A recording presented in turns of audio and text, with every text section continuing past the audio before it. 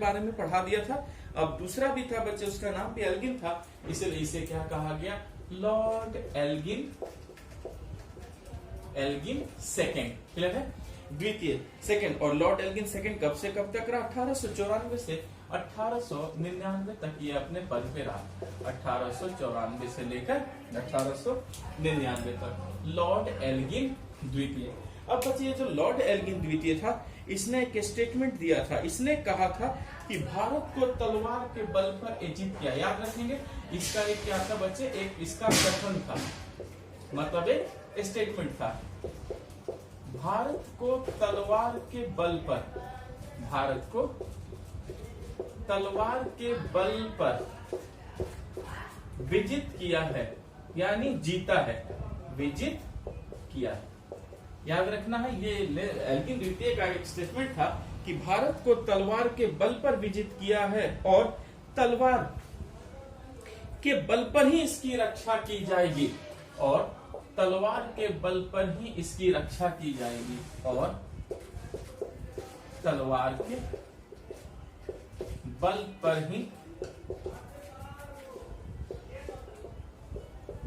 ही इसकी रक्षा की जाएगी। ये एक स्टेटमेंट याद रखिएगा, ये जो कथन है, ये जो स्टेटमेंट है, इसी लॉर्ड एल्गिन द्वितीय का है। इसने ही कहा था कि भारत को तलवार के बल पर विजित किया गया है, और अगर भारत को तलवार के बल पर विजित किया गया है तो तलवार के बल पर ही भारत की क्या की जाएगी, रक्षा की जाएगी। क्लियर है, तो इस बात को सभी बच्चे याद रखना, ये इंपॉर्टेंट है कि इसका कथन था कि भारत को तलवार के बल पर जीता गया है और भारत को तलवार के बल पर ही क्या की जाएगी, इसकी रक्षा भी की जाएगी। क्लियर है। अच्छा बच्चे, इसने भी एक अकाल आयोग का गठन किया था। याद रखना है कि एल्गिन द्वितीय ने भी क्या बनाया था, एक ड्राउट कमीशन बनाया था, एक अकाल आयोग भी बनाया था लॉर्ड एल्गिन द्वितीय ने। अच्छा, और देखते हैं बच्चे, और इसने क्या क्या किया था, क्योंकि देखिए हमें सिर्फ इंपॉर्टेंट चीजों को कवर करना है। इसी के समय बच्चे हुआ था, आपको दो कबीलों का विद्रोह हुआ था, एक था चित्राल और दूसरा था अफरीदी। याद रखेंगे, चित्राल एवं अफरीदी, ये बच्चे दो कबीले हैं। क्लियर है, अफरीदी की समस्या ये लॉर्ड एल्गिन के समय ही हुई थी, और लॉर्ड एल्गिन ने इस समस्या को भी क्या किया था बच्चे, खत्म किया था। तो लॉर्ड एल्गिन द्वितीय ने एक अकाल आयोग भी बनाया था। चित्राल और अफरीदियों की जो ये दो कबीले थी, दो जनजाति थे बच्चे, ट्राइब्स थे, इनकी समस्याएं उभरी थी, विद्रोह हो चुकी थी, तो इसको भी इसी लॉर्ड एल्गिन द्वितीय ने क्या किया था, इस समस्या को भी खत्म कर दिया। यहां तक समझ में आ चुका है बच्चे। चलिए अब हम चलते हैं, लॉर्ड एल्गिन में इतना ही है, इंपॉर्टेंट है। इसके बाद हम चलते हैं लॉर्ड कर्जन की तरफ, जो कि बहुत ही इंपॉर्टेंट है। कर्जन से भी मैक्सिमम प्रश्न आते हैं, जो भी आपके क्लास नोट्स में लिखवा दूंगा बच्चे, बेफिक्र रहिए, प्रश्न आपको वहीं से मिल जाएंगे। तो चलिए शुरू करते हैं। हम हमारा नेक्स्ट क्या है, governor general viceroy Lord Curzon. Lord Curzon, और लॉर्ड कर्जन कब से कब तक था, 1899 से लेकर 1905 तक। 1899 से लेकर 1905। क्लियर है बच्चे, इसी का नाम था लॉर्ड कर्जन। अब देखिए, जब लॉर्ड कर्जन भारत में वायसराय बनकर आया तो उस समय भारत में स्थिति बहुत अजीब थी बच्चे, क्योंकि समस्या क्या थी, बहुत ही अलग अलग तरह की समस्याएं भारत में थी। क्लियर है, लेकिन याद रखना है आपको कि कर्जन के समय भारत में अकाल और प्लेग ज्यादा था। याद रखेंगे कि इसके समय भारत में अकाल एवं प्लेग की समस्या थी। अकाल एवं प्लेग की क्या थी, समस्या थी।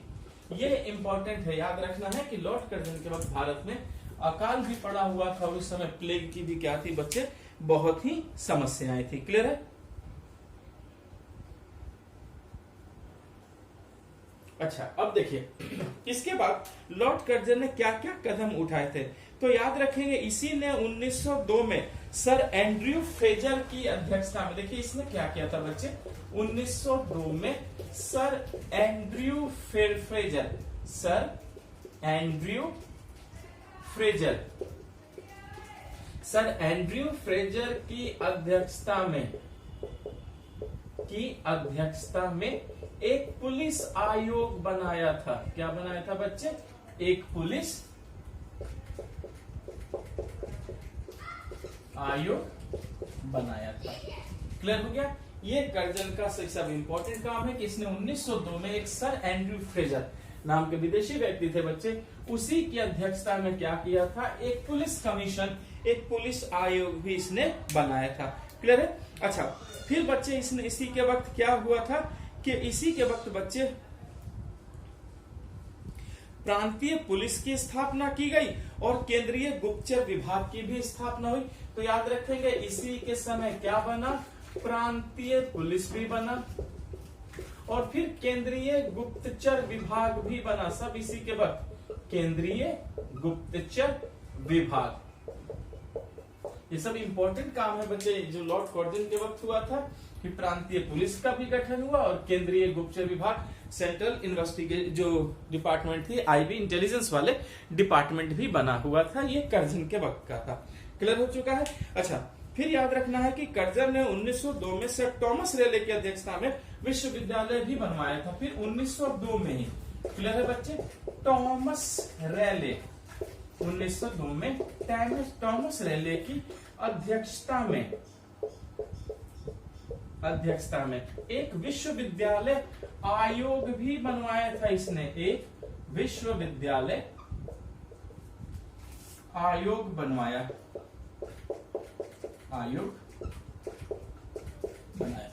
ये सब लॉर्ड कर्जन के इंपॉर्टेंट कामों में आता है। 1902 में टॉमस रेले की अध्यक्षता में फिर क्या बना था, एक विश्वविद्यालय यूनिवर्सिटी कमीशन बनी थी। विश्वविद्यालय क्या हुआ था, आयोग बना था बच्चे। और फिर इसी आयोग की सिफारिश पर भारतीय विश्वविद्यालय अधिनियम 1904 पारित हुआ। याद रखेंगे, इसी की सिफारिश पर भारतीय विश्वविद्यालय अधिनियम 1904 पारित हुआ। भारतीय विश्वविद्यालय अधिनियम 1904 बना या पारित हुआ। इस बात को सभी लोग याद रखना है कि भारतीय विश्वविद्यालय अधिनियम 1904 भी बना था। यही टॉमस रेले जो के आयोग जो बनी थी, इसी की सिफारिश पर, इसी के रिकॉग्निशन पर। क्लियर है। अच्छा, विश्वविद्यालय पर बच्चे क्या हुआ, सरकारी नियंत्रण बढ़ गया। याद रखिएगा, इस एक्ट से ये देखा गया कि जो विश्वविद्यालय थे उन विश्वविद्यालयों पर सरकारी नियंत्रण बढ़ गया था। सरकारी नियंत्रण क्या हुआ, बढ़ गया। इस बात को याद रखना है कि जो भारतीय विश्वविद्यालय कम एक्ट जो आया था बच्चे 1904 में, इसमें यह देखा गया कि जो विश्वविद्यालय हैं उन पर गवर्नमेंट का कंट्रोल बढ़ गया। सरकारी नियंत्रण क्या हो गया था, बढ़ गया था। यहां तक आपको पूरी बात समझ में आ चुकी है। ठीक है, फिर याद रखना है बच्चे कि और इसने क्या क्या किया था। इसने क्या किया था बच्चे कि सर एंटोनी मैकडोनल्ड की अध्यक्षता में एक अकाल आयोग भी नियुक्त किया था। ये भी आते हैं, एंटोनी मैकडोनल्ड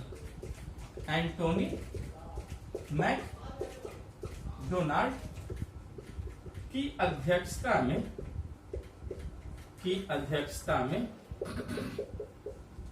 एक अकाल आयोग भी बना था। एक अकाल आयोग भी बना था। ये सब इसने ही करवाया था। एंटोनी मैकडोनल्ड की अध्यक्षता में क्या बना था बच्चे, एक ड्राउट कमीशन बनी थी, एक अकाल आयोग भी बना था। नाम रखेंगे चेयरमैन का, एंटोनी मैकडोनल्ड। क्लियर हो चुका। चलिए, फिर भूमि कर को अधिक उदार बनाने के लिए कर्जन ने क्या किया था बच्चे, 1902 में भूमि प्रस्ताव भी लाया था। याद रखेंगे कि फिर कर्जन ने ही 1902 में एक प्रस्ताव लाया था जिसको भूमि प्रस्ताव कहा गया था। भूमि प्रस्ताव लाया था। देखिए, कर्जन से प्रश्न बहुत होते हैं, पर सारे इंपॉर्टेंट टर्म्स को आप जान लीजिए ताकि आपके क्वेश्चन डिस्टर्ब ना हो। तो कर्जन ने 1902 में भूमि प्रस्ताव लाया था जिसमें लैंड रेवेन्यू जो भूमि कर है उसको अधिक क्या किया गया, लिबरल बनाया गया, अधिक उदार बनाया गया। यहाँ आपको पूरी बात समझ में आ चुकी है। चलिए मिटाऊंगा, फिर हम आगे बढ़ते हैं।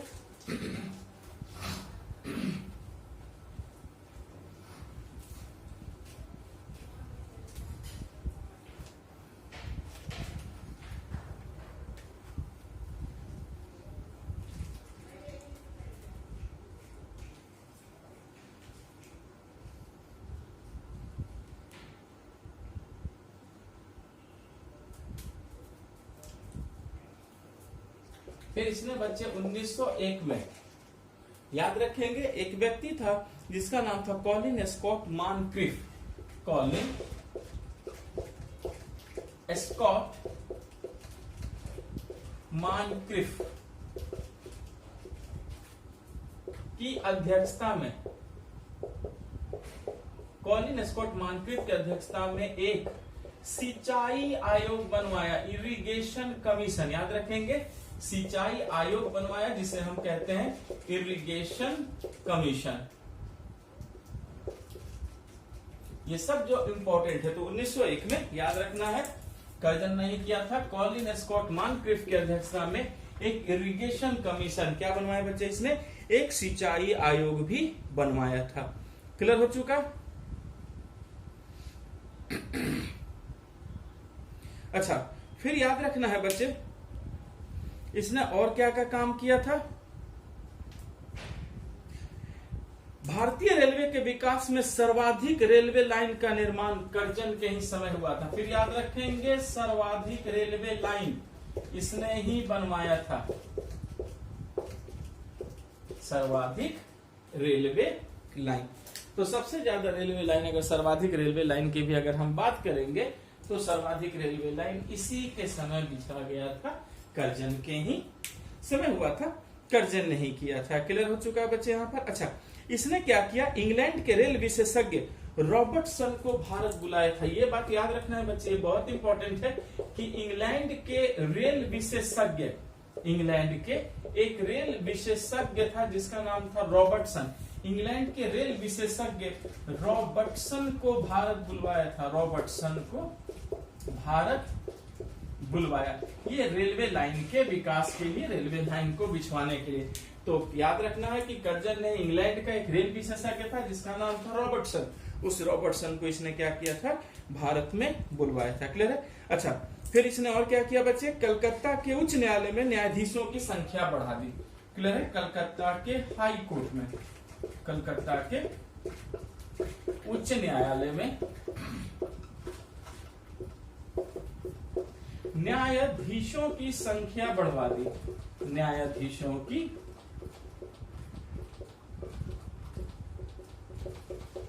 संख्या बढ़ा दी।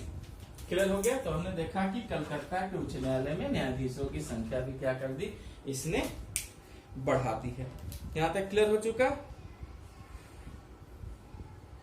कर्जन के सेनापति किचनर ने सहयोग से सेना का पुनर्गठन किया था। फिर याद रखेंगे कि एक सेनापति था जिसका नाम था किचनर, सेनापति किचनर के सहयोग से कर्जन ने ही बच्चे सेना का पुनर्गठन किया था, सेना का पुनर्गठन किया था। क्लियर हो गया?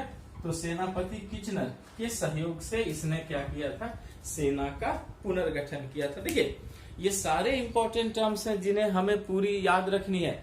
बच्चे क्वेश्चन बहुत पूछते हैं, अगर आपको एक ही चीज की जानकारी है तो आपका क्वेश्चन यहाँ पर डिस्टर्ब नहीं होगा। यहाँ आपको पूरी बात समझ में आ चुकी है? ठीक है। इसने बच्चे जो सेना के अधिकारी होते हैं उनके प्रशिक्षण के लिए क्वेटा में एक कॉलेज बनवाया था। ठीक है, अधिकारियों के प्रशिक्षण के लिए, ट्रेनिंग के लिए, अधिकारियों के प्रशिक्षण के लिए, यानी कि ट्रेनिंग के लिए, प्रशिक्षण के लिए क्वेटा में एक कॉलेज बनवाया था, क्वेटा में एक कॉलेज बनवाया था। ये इंपॉर्टेंट है, याद रखिएगा। क्वेटा में ही इसने क्या किया था कि अधिकारियों के प्रशिक्षण के लिए क्या बनवा दिया, एक कॉलेज बनवाया था। यहां तक आपको पूरी बात समझ में आ चुकी है? चलिए मिटाओ मैं इसे। अच्छा, इसी के समय बच्चे प्राचीन स्मारक परीक्षण अधिनियम 1904 भी पारित हुआ था। देखिए, ये बहुत इंपॉर्टेंट है, पहले मैं ये मिटा दूं।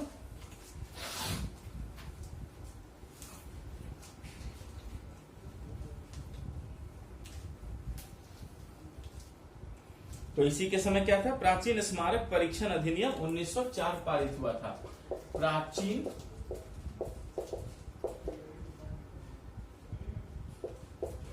स्मारक परीक्षण अधिनियम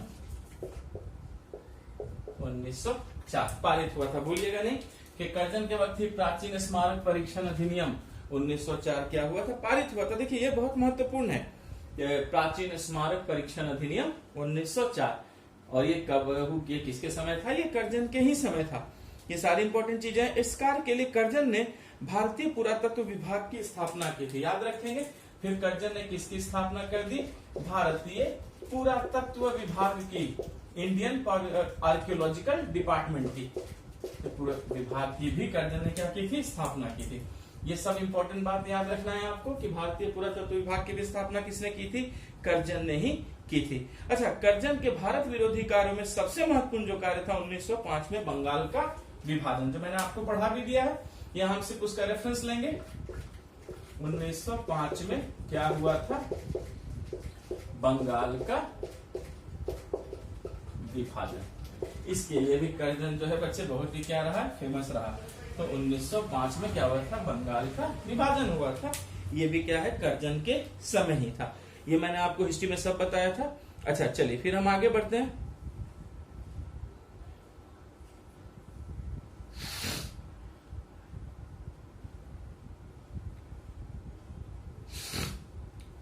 कर्जन का यह जो विभाजन था, फूट डालो और राज करो की नीति पे आधारित था। याद रखिएगा, ये विभाजन किस पर आधारित था, तो ये आधारित था फूट डालो और राज करो, फूट डालो एवं राज करो, इसी नीति पर आधारित था। भूलिएगा नहीं कि कर्जन की जो नीति क्या थी, फूट डालो और राज करो। इसी नीति के आधार पर बंगाल का विभाजन हुआ था बच्चे 16 अक्टूबर 1905 को। मैंने आपको इधर मॉडर्न हिस्ट्री में ये कवर करा है फ्रीडम मूवमेंट के दौरान। यहाँ हम सिर्फ क्या करेंगे, उसके रेफरेंस को लेंगे, हमें पूरा यहाँ पे नहीं जानना। चलिए ये बात आपको समझ में आ चुकी है। फिर देखते हैं हम आगे, और कर्जन ने क्या किया था बच्चे। और एक बात याद रखिएगा कि बहुत आवाज उठी थी 1911 में, बंगाल विभाजन खत्म भी हो गया था, जो मैंने आपको पढ़ाया है। बस यहाँ पर ये कर्जन के रेफरेंस से है, तो यही चीज मैंने आपको यहाँ पर बताया था, ठीक है। अच्छा, फिर याद रखेंगे कि कर्जन ने फारस की खाड़ी में अपनी सक्रियता ज्यादा दिखाई थी। फारस की खाड़ी में सक्रियता दिखाई थी। कर्जन थोड़ा ज्यादा ध्यान दे रहा था फारस की खाड़ी पर, जो कि ईरान के पास है। इसलिए इन चीजों को याद रखिएगा। कुछ रेल आपको यहाँ पर कॉन्सेप्ट मिलेंगे, जानकारियां मिलेंगी, तो कवर करना है आपको। क्लियर हो चुका है। अच्छा, फिर बच्चे यहां तक तो हमने सीखा। इसने तिब्बत के गुरु दलाई लामा पर रूस की ओर झुकाव का आरोप लगाकर तिब्बत में हस्तक्षेप किया था। कर्नल यंग हस्बैंड के नेतृत्व में जो सेना ने तिब्बतियों से क्या की थी, एक संधि की थी। याद रखेंगे क्या नाम था, colonel Younghusband. Colonel Younghusband ने तिब्बतियों से संधि की थी, तिब्बतियों से संधि की थी, क्योंकि कर्जन ने आरोप लगाया था, समझे, जो तिब्बती धर्म गुरु थे दलाई लामा, उन पर आरोप लगाया था कि आपका रूस की ओर झुकाव ज्यादा है। क्लियर हो गया। तो भूलिएगा नहीं बच्चे कि जो तिब्बत के धर्म गुरु जो थे दलाई लामा, उन पे आरोप लगाया कर्जन कि आपका रशिया है, उसके लिए आपका आकर्षण बहुत ज्यादा है। तो सेना गई थी कर्नल यंग हस्बैंड के नेतृत्व में, और इन्होंने क्या किया था, किसी यंग हस्बैंड ने बच्चे फिर तिब्बतियों से क्या कर ली, संधि कर ली, उन्हें समझा दिया। अच्छा, फिर याद रखना है बच्चे, 1902 में लॉर्ड किचनर ने भारत के सैन्य प्रमुख के पद पे नियुक्त हुआ था। जो किचनर जो था बच्चे, जिसने सेना का पुनर्गठन किया था, वो किचनर क्या बना था, सेनापति तो था ही। तो क्या हुआ कि किचनर से कर्जन का मतभेद हो गया, और इसी मतभेद के कारण ही कर्जन ने 1905 में क्या दे दिया, इस्तीफा दिया। याद रखना है कि किचनर से मतभेद के कारण, किचनर से मतभेद के कारण, किचनर से मतभेद के कारण कर्जन ने इस्तीफा दे दिया, इस्तीफा दे दिया। कर्जन का बच्चे मतभेद हो गया था इसी किचनर से। तो जैसे किचनर से मतभेद हो गई, तो बच्चे इसी मतभेद के कारण ही कर्जन ने क्या किया था, अपना इस्तीफा दे दिया था। कब दिया था ये इस्तीफा, 1905 में उसने इस्तीफा दिया। क्लियर हो चुका। अच्छा देखिए, एक बात याद रखिएगा कि फ्रेजर नाम का एक चिंतक था, उसने कहा था कि भारत में राष्ट्रीयता का प्रारंभ कर्जन ने ही किया था। याद रखेंगे कि फ्रेजर का एक स्टेटमेंट है बच्चे, ये बहुत स्टेटमेंट इंपॉर्टेंट है कि फ्रेजर ने क्या कहा था। फ्रेजर ने कहा था भारत में राष्ट्रीयता का आरंभ, भारत में राष्ट्रीयता का आरंभ कर्जन ने ही किया था, कर्जन ने किया था। क्लियर है? इस बात को याद रखना है, ये फ्रेजर के वर्ड हैं। फ्रेजर ने कहा था कि भारत में जो राष्ट्रीयता का आरंभ है वो किसने किया था, वो इसी कर्जन ने ही किया था। और बच्चे याद रखना है कि गोखले ने कर्जन की तुलना औरंगजेब से की थी। ये भी याद रखेंगे बच्चे कि गोखले ने, जो गोपाल कृष्ण गोखले थे, गोखले ने कर्जन की तुलना, गोखले ने कर्जन की तुलना